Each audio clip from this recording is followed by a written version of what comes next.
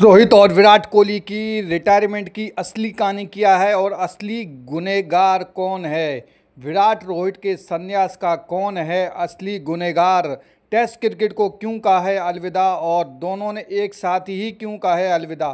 कई कहते हैं कि सवाल हैं और उनके जवाब देना अभी बाकी है। विराट कोहली रोहित ने पहले कहा है अलविदा और अलविदा कहने के बाद उनको क्लियर हो गया था रोहित शर्मा को कि उनको टीम में नहीं लिया जाएगा और कोई मतलब नहीं है। और ये WTC का फाइनल हुआ था बॉर्डर गावस्कर ट्रॉफी में, उस टाइम जब हार हुई थी तो उसी टाइम क्लियर हो गया था कि रोहित शर्मा का अब कैरियर खतरे में है।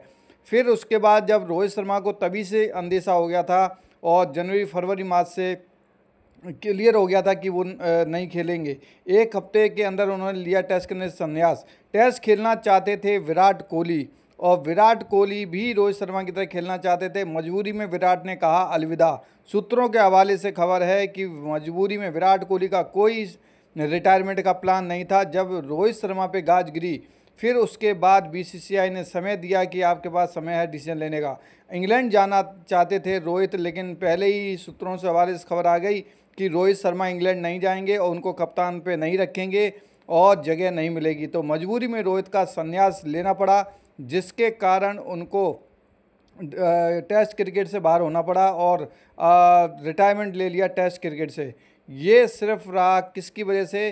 गंभीर से परेशान थे रोहित और विराट। सूत्रों के हवाले से जब से गौतम गंभीर टीम इंडिया में आए हैं तब से राहु केतु शनि का ग्रहण लग चुका है और इसी कारण कहते हैं कि हार का मुंह देखना पड़ रहा है। गंभीर के आते ही माहौल ख़राब हुआ है क्योंकि टेस्ट क्रिकेट गंभीर के कमांड में ही हमने इंग्लैंड की जो हारी थी सीरीज़ वो 3-0 से हारी थी और ये कहीं ना कहीं सवालिया खड़ा करता है।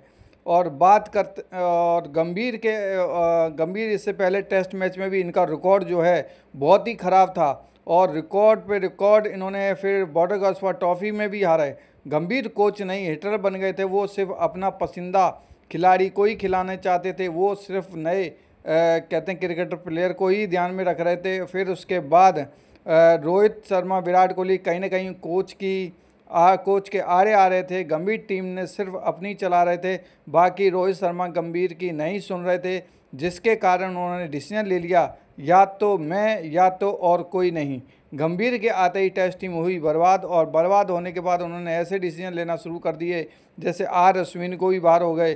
अश्विन का भी कैरियर ख़त्म हो गया। कहते हैं कि वो भी टेस्ट क्रिकेट से रिटायर ऑल फॉर्मेट से ले लिया। न्यूजीलैंड से इंडिया को 3-0 से पीटा। फिर उसके बाद अगर हम बात करें गौतम गंभीर फैसले लेने में नहीं हिचकिचाते, लेकिन उनके जो फैसले हैं वो किसी के कैरियर पर दाव लग जाता है और ज़्यादा ही मनमुटाव होने के बाद फिर नहीं चाहते हैं कि रोहित शर्मा विराट कोहली की छाया पड़े इस टेस्ट मैच में। और गंभीर ने कभी इंग्लैंड में रन नहीं बनाए थे और इंग्लैंड में वो हमेशा 35, 36, 37 रन बना के आउट हो गए थे। और उनका रिकॉर्ड देखें, रोहित शर्मा विराट कोहली का रिकॉर्ड देखें तो ज़मीन आसमान का अंतर है। और कहते हैं गौतम गंभीर एक सेशन भी गंभीर कभी खेल नहीं पाए और उसके बाद यहाँ बातें करते हैं लंबी लंबी और कोच बनकर बैठे हुए हैं। तो ये सूत्रों के हवाले से खबर है जिसको बिल्कुल ही एकदम सत्य घोषित किया है। और इसके बाद जो न्यूज़ निकल के सामने आ रही है कि विराट कोहली फॉर्म में वापस था, सब कुछ था, लेकिन गौतम गंभीर की वजह से निकल